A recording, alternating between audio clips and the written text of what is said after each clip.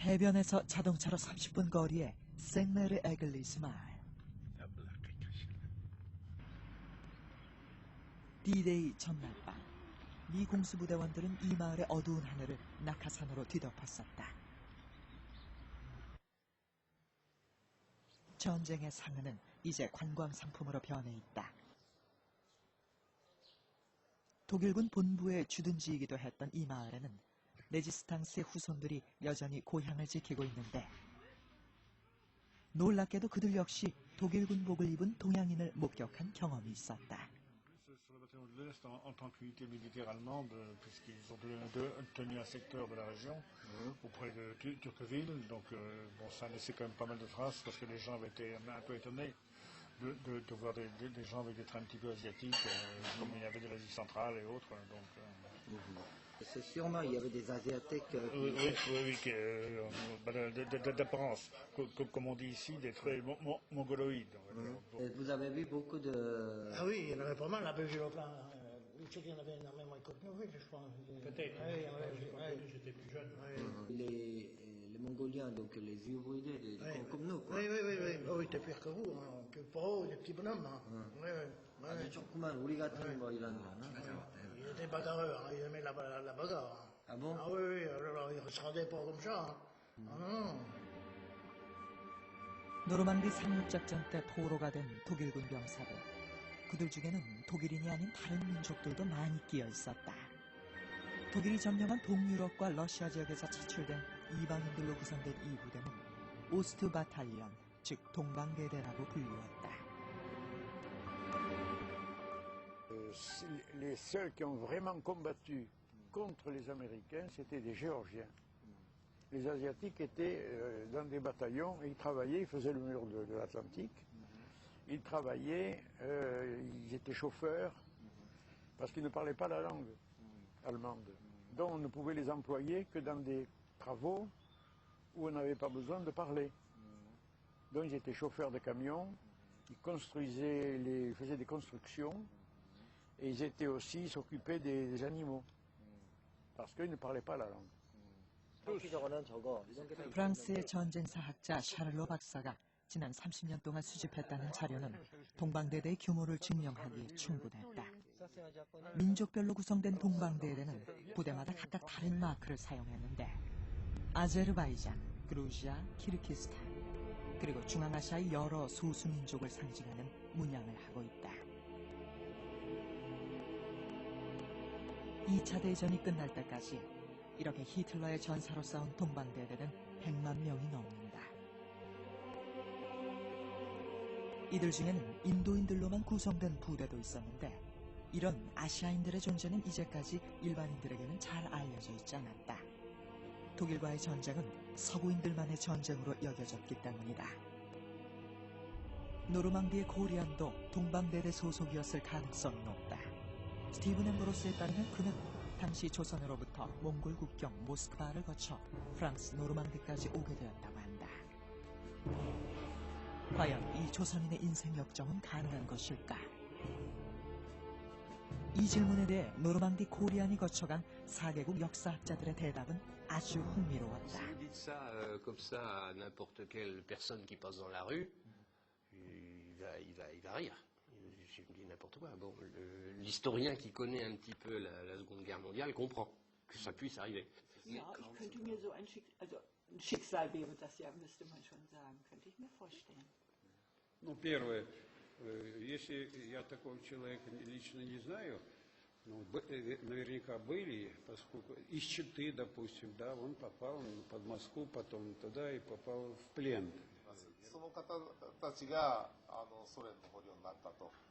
そしたらじゃあソ連軍として戦うという制約を立てて日本側に帰らないという約束をするということは十分あり得ることですから、それは非常に可能性は私はあると思います。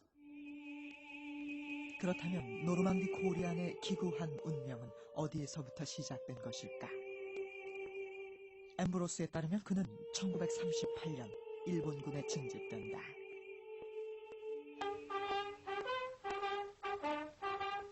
일제가 조선인에게 강제 징병을 실시한 해는 1943년. 그러나 처음으로 조선인을 군대에 모집한 것은 그보다 앞선 1938년이었다. 육군 특별지원병 제도가 시작된 것이다.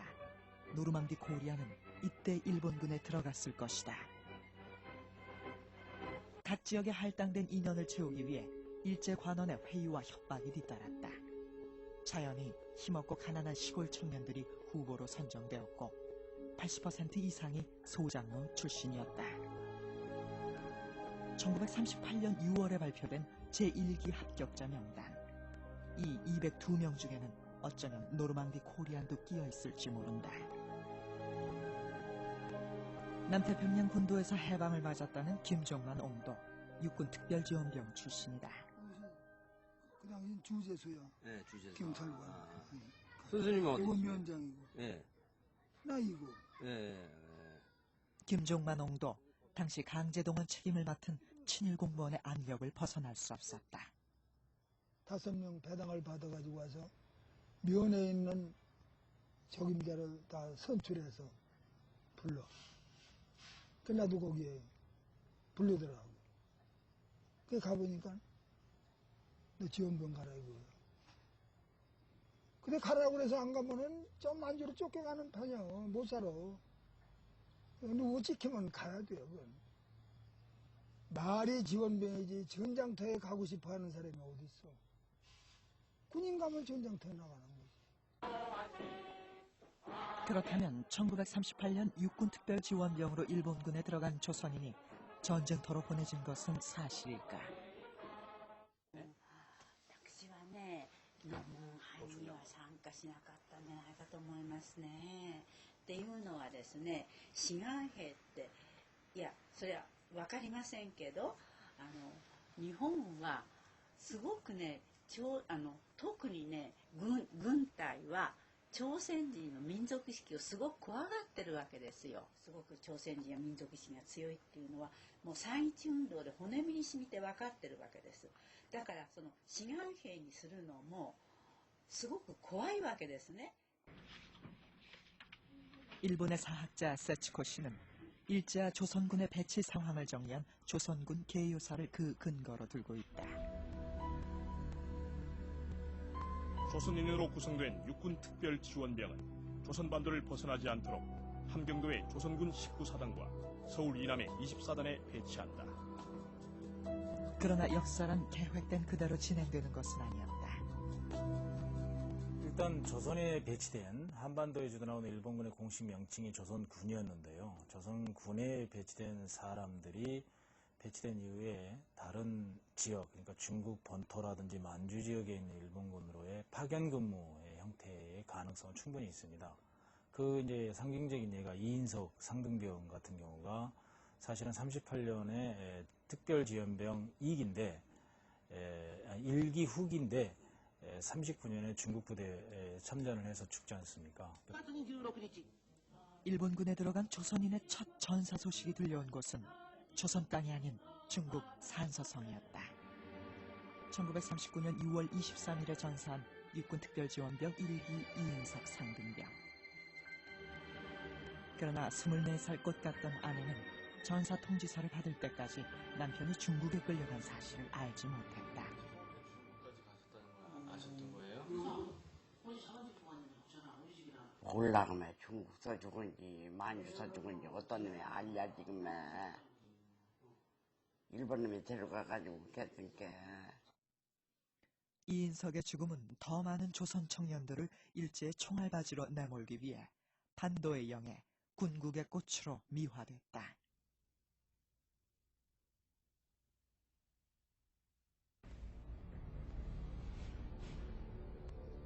중일 전쟁이 확산되면서 일본은 점점 더 많은 병력을 필요로 했던 것이다.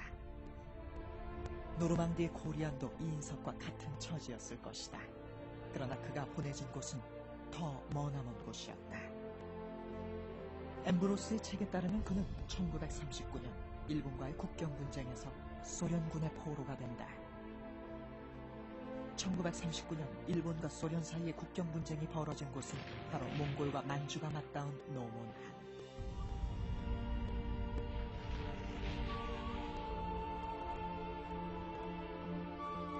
노모나는 중국과의 국경지대에 위치해 있다.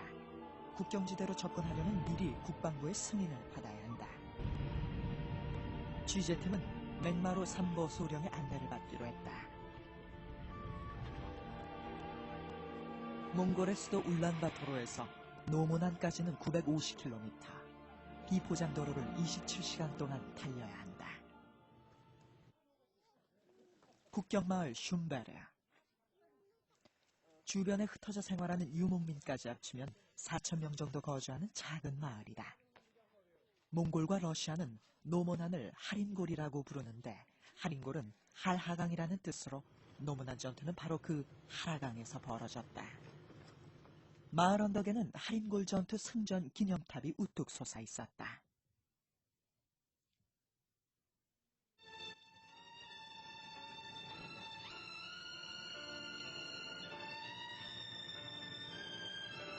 (1939년 5월 11일) 만주에 주둔하고 있던 관동군은 하라강을 건너온 몽골군을 기습 공격한다.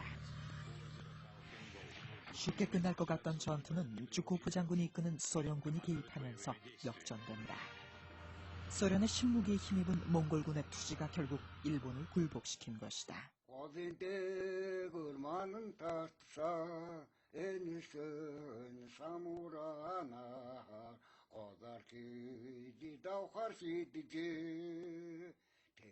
노모난 전투에 참전했던 몽골 군인들은 지금도 그때의 승리를 자랑스럽게 기억하고 있다.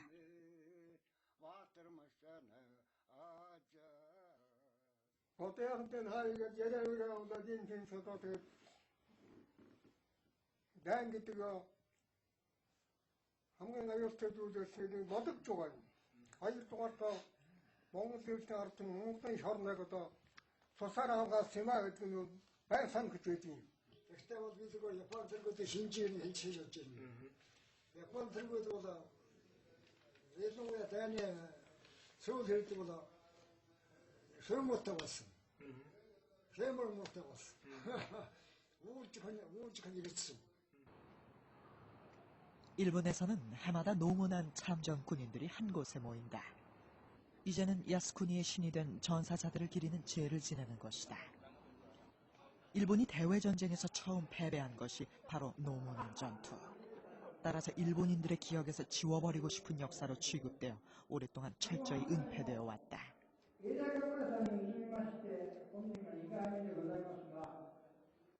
そういう戦争があったってことは日本人は当時ほとんど知らないわけですよ。ノモンハンでちょっと戦争があって日本軍が勝ったというような話が新聞ぐらいに出るぐらいであって、その中の実態がね、1万人も2万人もの日本兵がそこで死んでるってことは知らなかったわけですよ。 노모난 격전지로 가려면 하라강을 건너야 한다. 이 강을 건너면 중국과의 국경이 바로 눈앞. 이곳에서는 촬영이 엄격히 제한된다. 일본군이 포위되어 몰살당한 마지막 전투 현장.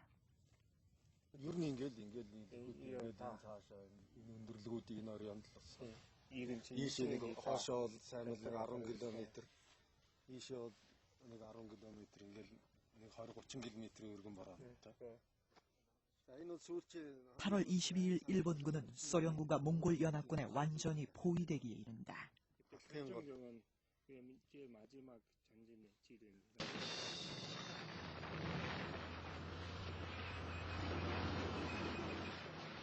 소위 몰로토프 칵테일이라고 부르는 화염병이 처음 등장한 것도 노모난 전투로 알려져 있다. 이미 관동군 본대로부터의 지원이 차단된 일본군은 자살 공격으로 끝까지 저항했다. 천황의 군대는 항복하거나 포로가 되는 것을 용납하지 않았기 때문이다.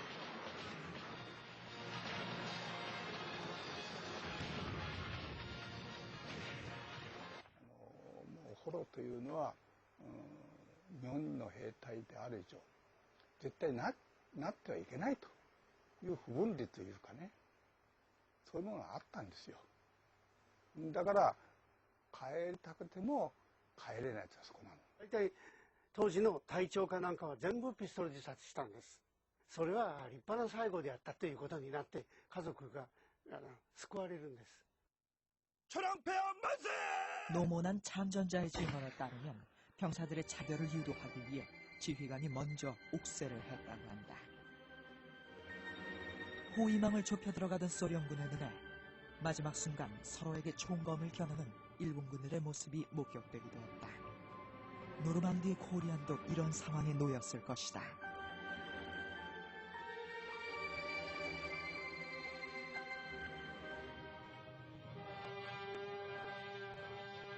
9월 16일 일본의 무조건 항복으로 끝이 난 노모난 전투에서 일본 측이 집계한 사상자는 2만여 명. 종전협정을 한 뒤 일본군은 몽골의 초원을 뒤져 5천여 구의 시신을 수습했다. 끝내 생사 여부를 밝히지 못한 실종자는 1,700여 명에 달했다.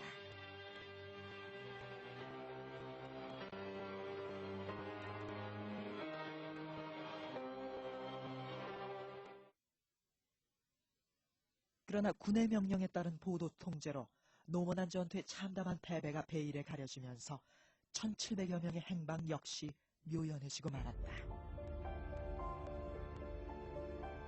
일본군의 후손들이 이 초원에 찾아와 조촐한 위령비를 세운 것은 불과 10여 년 전. 50년이 지나서야 서서히 그 진실이 밝혀지기 시작한 것이다.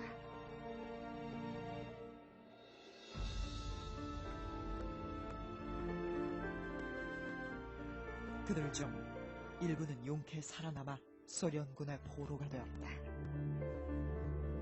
노르망디 코리아는 아마도 그 포로들의 무리 속에 끼어 있었을 것이다. 그렇다면 누군가 그를 목격한 사람도 있지 않을까?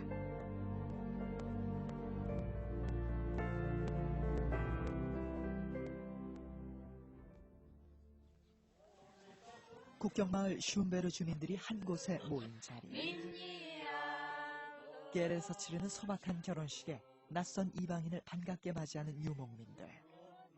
그들 사이에선 일본군 포로에 대한 몇 가지 소문이 떠돌고 있다.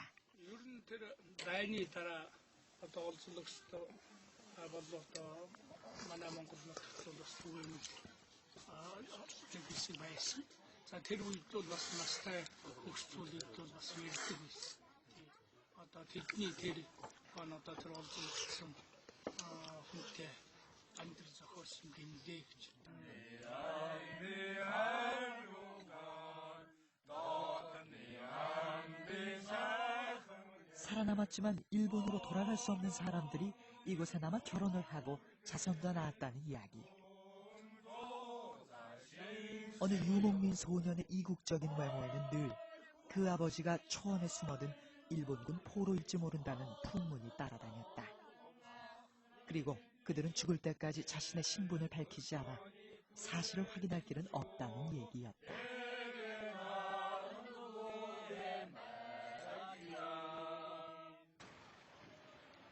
며칠 뒤 노모난 포로의 명단이 남아있다는 소식을 듣고 찾아간 곳은 울란바토르에 있는 몽골 군사기록 보관소. 옛 몽골 문자와 러시아 문자가 함께 표기된 이 명단에는 당시 울란바토르에 임시로 수용됐던 포로들의 이름이 기록돼 있다. 네, 일본 사람이고요. 네. 이 이름들 속에 조선인도 끼어 있을까?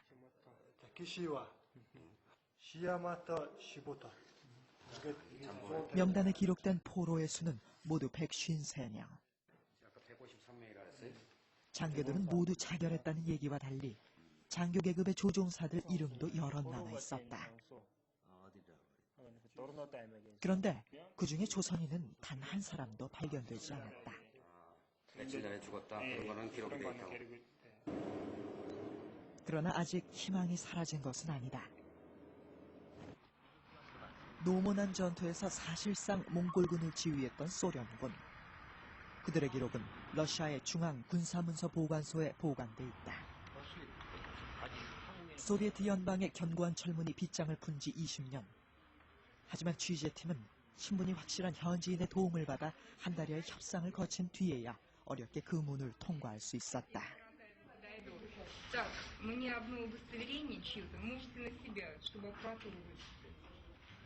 Первого отдела Генерального штаба Красной Армии. Это то, что лежало на столе у генерального штаба в это отношение. Это очень большой военачальник. 쥐코프 장군이 모스크바 군사령부로 보낸 1939년 9월 18일자의 비밀 문서. 노몬한 포로에 관한 보고서다.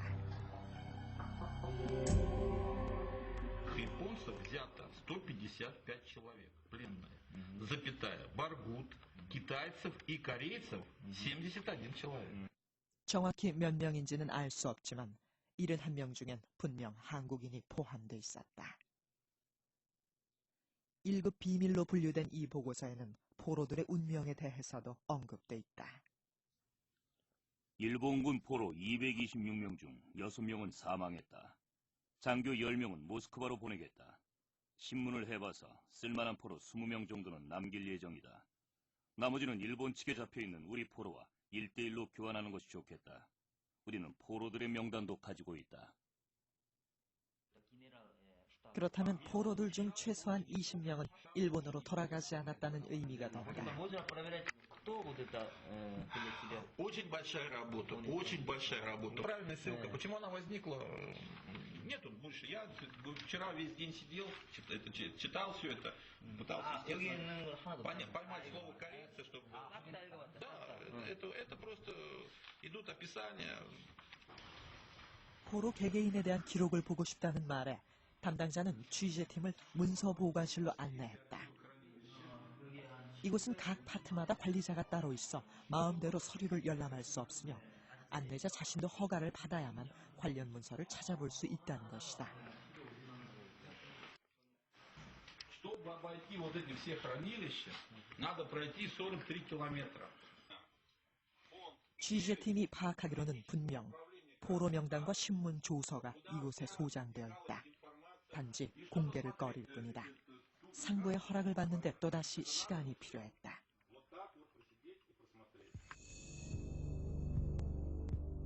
그리고 나흘 뒤 문서 보관소로부터 한국인 포로에 대한 개인 기록을 발견했다는 연락이 왔다. 그것을 찾아내기까지 그들의 수고가 얼마나 컸는지에 대한 장황한 설명이 이어지고 드디어 꺼내놓은 것은 노몬한 전투 당시의 포로 신문 조서. 생포한 날짜 순으로 번호를 매긴 신문 조서는 그들이 어디에서 왔고 어떻게 포로가 되었는지 자세히 말해주고 있었다.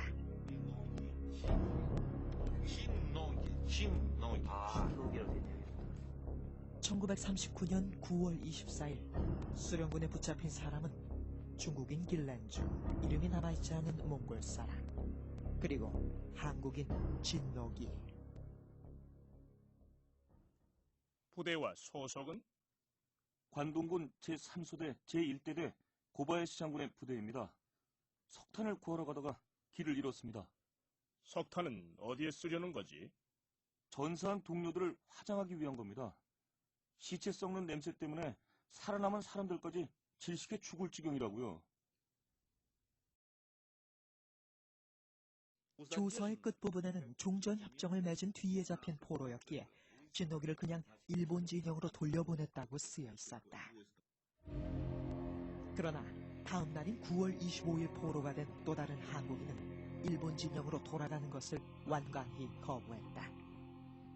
한국인 천호직, 일본 이름은 요시모토.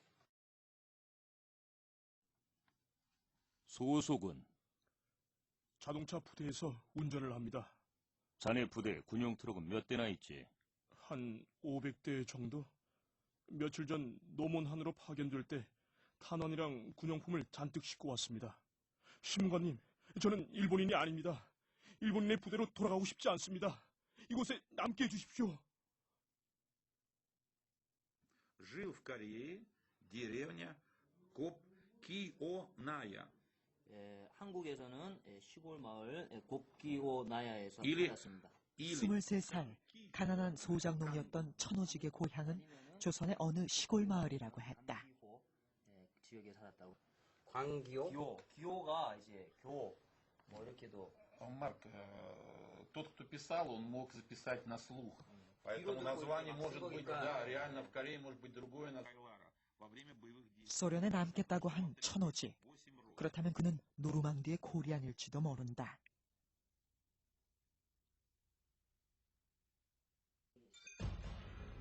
가장 흥미로운 것은 이름이 남아있지 않은 세 번째 조선인 포로였다. 한창 전투가 치열하던 8월 21일, 이 조선인은 장교의 소지품을 훔쳐 부대를 탈출한다.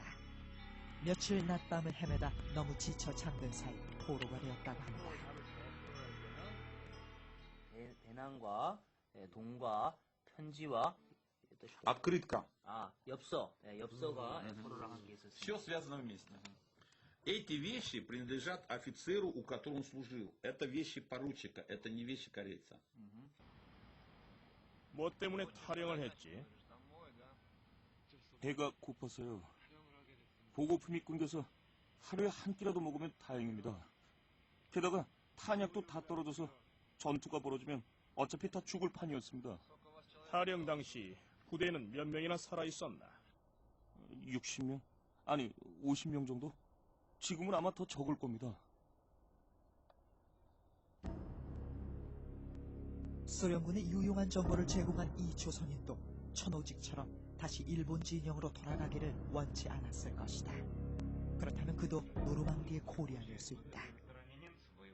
이 두 조선인 포로에 관한 그 후의 종족을 알아볼 수 있냐는 질문에 이곳 직원들은 무척 곤혹스러워했다. 그 기록에는 자신들 역시 접근하기 힘들다는 것이다. Такой документ на сегодняшний момент надо разрешение брать у ФСБ, Федеральной службы безопасности Российской Федерации. КГБ нет. Это преемник КГБ. Да, это уже как бы...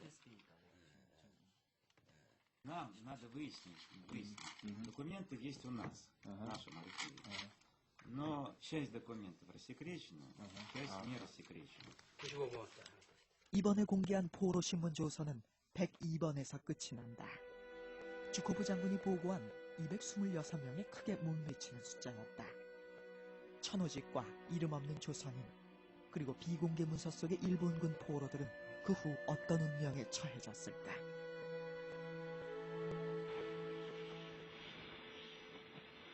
울란바토르에 임시 수용돼 있던 노모난 포로들은 시타로 이송된다. 노르망디의 코리안도 시베리아의 벌판을 가르는 기차 안에서 점점 멀어져가는 고향을 그리워했을 것이다.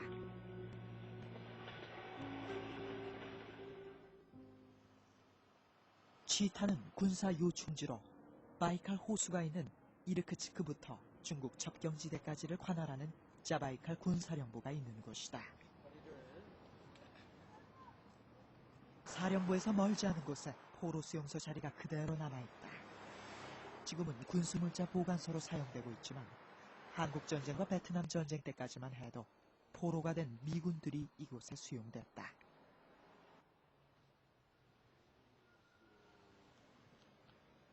노모난의 경우 1939년 9월 28일 1차 포로 교환 때 일본으로 돌아간 88명을 제외한 나머지 포로들이 이곳에 수용됐었다.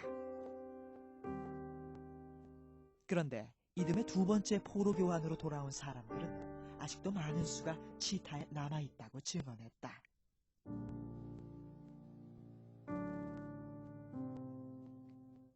노르망디 코리아는 이렇게 끝내 일본으로 돌아가기를 거부한 포로들 가운데 끼어 있었을 것이다.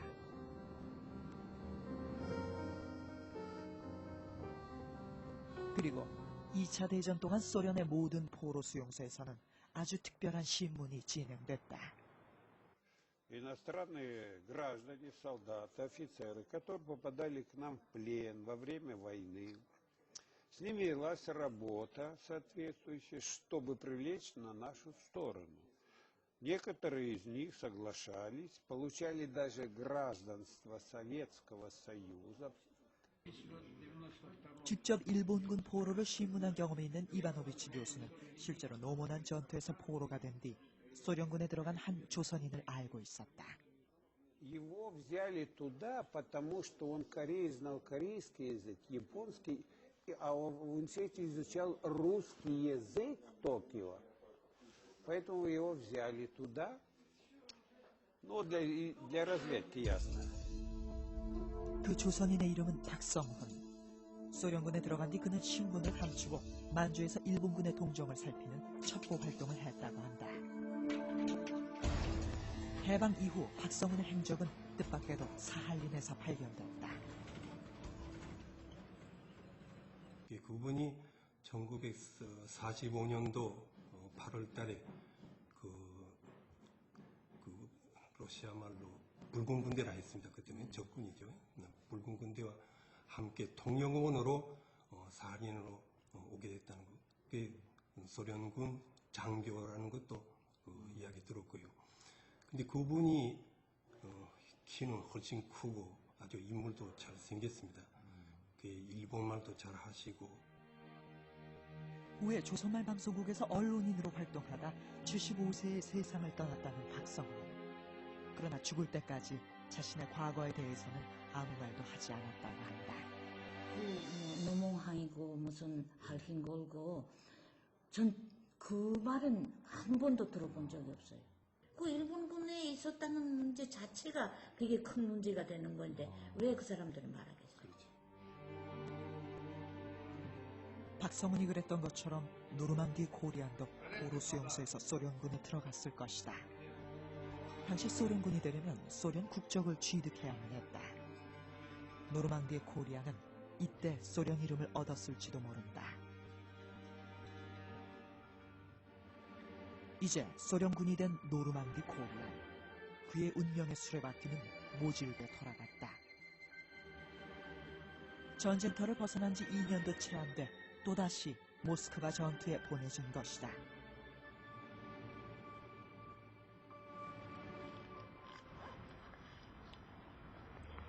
러시아인에게 모스크바 전투는 잊혀진 역사가 아니다. 결혼식을 마치면 꽃다발을 들고 찾아오는 무명용사비. 민간인을 포함 약 2천만 명의 소련인이 독소전쟁으로 사망했다. 당시 소련 인구의 10분의 1에 해당하는 숫자다.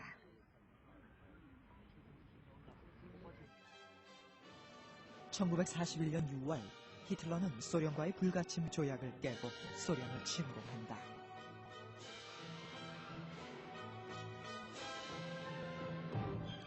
Поэтому нельзя было снять оттуда летом, в сентябре, июнь, июль, август, сентябрь нельзя было снять ни одной дивизии. Ждали удара.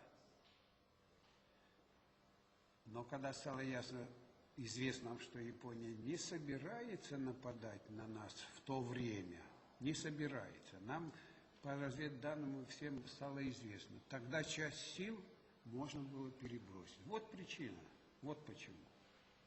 Поменялись планы в Токио. 이때 노르망디 코리안의 운명을 바꾼 사람은 세계의 스파이 리차드 조르게. 당시 조르게는 독일 신문의 특파원 신분으로 일본에서 스파이로 활동 중이었다. 그는 일본이 소련보다는 먼저 미국을 공격할 거라는 정보를 모스크바로 파전한다. 스탈린은 즉시 일본군과 대치하고 있던 극동 지역의 군사력 중 절반을 모스크바로 이동시킨다. 이때 이동한 병력은 극동 시베리아 사단과 지타의 자마이칼 병력이었다. 노르망디의 코리아는 바로 그 대열에 합류했을 것이다. 1941년 10월 말부터 12월까지 50만 명에 가까운 시베리아의 병력이 모스크바로 이동한다. 가장 치열한 전투가 벌어진 곳은 모스크바 도심에서 불과 40km 거리의 제도프스크. 1941년 12월 초 독일군은 모스크바를 바로 눈앞에 두고 있었다. Сибирякам вечная память. Вот можете посмотреть. 독소 전쟁의 분기점이 되었던 모스크바 전투에서 시베리아 사단은 맹활약을 한다. 지타 지역에서 군대를 이끌고 온 루킨 장군이 전사한 뒤 16군의 지휘권을 넘겨받은 사람은 러시아의 명장 로코소프스키. 노르망디 코리안도 그의 휘하에서 전투에 임했을 것이다. 19-й армии, а 16-й армии принял Рокоссовский. 모스크바의 함락은 곧 소비에트 연방의 몰락이나 다름없는 상황. 모스크바 사수 의지를 확실히 하기 위해 스탈린은 각군의 극약 처방을 하달한다. 항복하거나 포로가 된 자는 모두 조국의 배신자로 간주한다. 전선에서 도주하는 병사를 사살하도록 완전 무장을 갖춘 군인들이 이 선에 배치되었다. Минометов, снарядов. И когда в войсках появлялась паника в некоторых, и начали солдаты отступать, нужно было их остановить обязательно. Если их не остановить, 전방에서 밀려오는 독일군의 공격과 후방에서 버티고 있는 스메르시의 위협. 그 진퇴양난의 전쟁터에서 노르망디의 코리아는 자신과 닮은 얼굴과 마주쳤을지도 모른다. 모스크바 전투에 참전한 또 다른 코리아, 바로 고려인이다. 니콜라이 김도 독소 전쟁에 참전한 고려인 중 한 명이다. июля 45 года. 45년 로코소프스키 장군에게 직접 받은 훈장을 여전히 자랑스럽게 간직하고 있는 노인. 모스크바에서 건축학을 공부하던 그는 1941년 11월 공병기술자로 소련군에 징집됐다. 러시아가 공식적으로 인정하는 전쟁 영웅으로 인물사전에도 그의 무공이 기록돼 있다. 4년간 사선을 넘나들었던 그는 독일이 항복한 뒤에야 전선을 벗어날 수 있었다. Прослужил сколько? Значит, 1850 дней на фронте. Все время на самом передовом фронте. 조국 전쟁이라는 구호 아래 독소 전쟁에 참전한 고려인은 예상보다 훨씬 많았다. 일본의 밀정이 될 수 있다는 이유로 강제 이주까지 당했지만 나라 잃은 민족에게 소련은 조국이나 마찬가지였다. 그러나 스탈린의 군대에서 그들은 여전히 이방인이었다. И говорит, как ты попал? А корейцев не брали в армию. И меня отчислили сразу. Как только в Россию я вернулся, пока там воевал, меня не трогали. Как только в Россию вернули, бац, отчислили.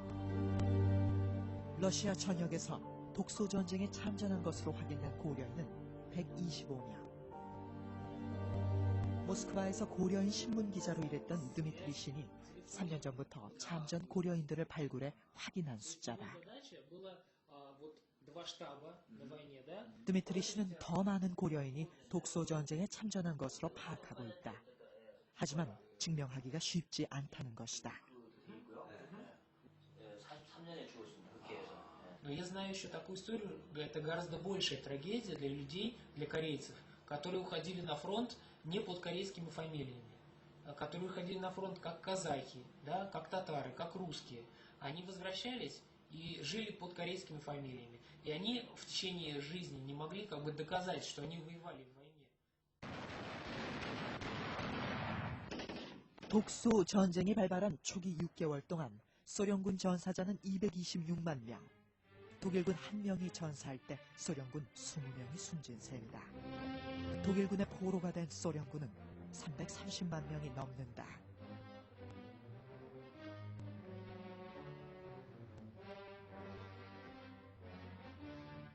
스탈린 명령 270호에 따라 살아서 포로가 되는 순간 조국의 배신자로 낙인 찍힌 소련군 포로들. 그 중에는 중앙아시아의 소수민족도 많이 포함되어 있었고 고려인도 그들 속에 끼어 있었다. 엠브로스의 기록대로라면 1941년 12월 모스크바 근교 전투에서 포로가 된 노르망디의 코리안도 그런 가혹한 운명의 무리 속에 끼어 있었다.